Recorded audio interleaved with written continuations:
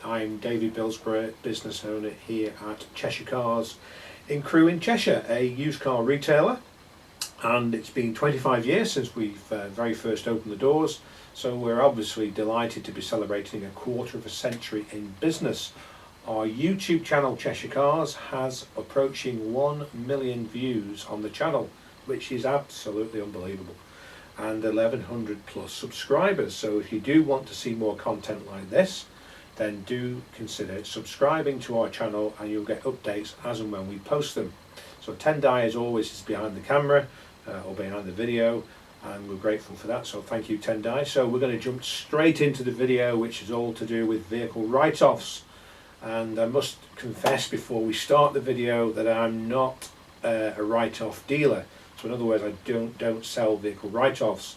That's not because it's not right to do so, it's just not our policy to do so. So there are 4 categories of write-offs. So we have category A, which is the most significant one, where the vehicle should never ever return to road use. It should be crushed. No part should ever be used from that vehicle. It should be totally destroyed, crushed, and never ever be put back on the road, or even bits from that car be put back on the road. And then we have, just let me quickly zoom in on here, category B, which is serious structural damage to the shell of the vehicle. So that means that the shell must be crushed. It must not go back on the road. It's suffered very significant serious damage. So having said that, certain components of that vehicle may be used, but again, it's got to be done professionally. The third category, and I'm going to look across again to my notes, is category S. Now category S has been seriously damaged but can be professionally repaired. So there are serious damage to the structure of the car, but it must be done professionally. And then finally we have category N. I've got that right.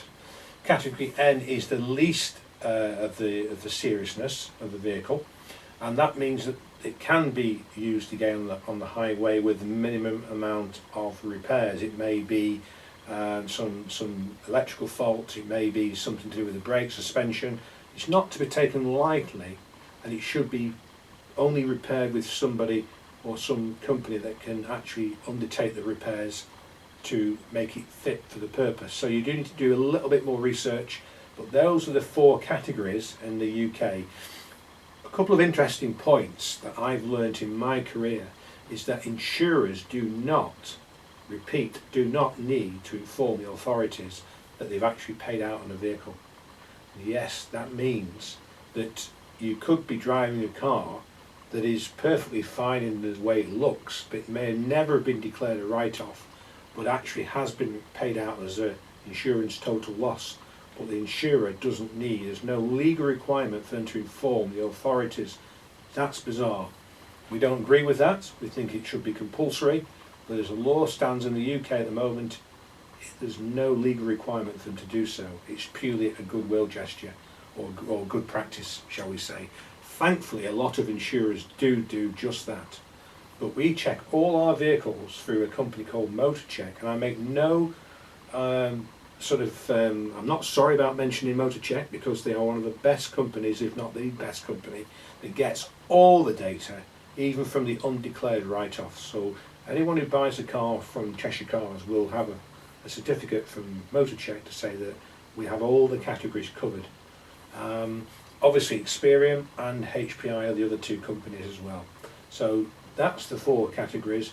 If you've got any questions, can I direct you to write them in the comments section? I'll get a notification you have written them into the comments section, and then I'll reply as quickly as I can to those comments. So please do share your experiences. If any of you have bought a write-off unbeknown to you, what your rights might be with the dealer. I'm afraid it's not as straightforward buying one from a dealer you didn't know, as if you buy one privately, then you're not, I wouldn't say stuck, but you're going to be a little bit more difficult to unwind the deal, untie the deal. But from a dealer you do have more, obviously, protection. So that's David Billsborough talking about write-offs and how many categories there are with a write-off. There'll be more from Tendai and I in a few weeks' time. and we try and get the video out every sort of week to 10 days. So if you are interested in subscribing, do so now. Click onto the subscribe button and you'll see it in the bottom. Let me just say, as you're looking at it on the right and my left, so there'll be a subscribe tab there. Have a wonderful evening and we'll see you all again shortly.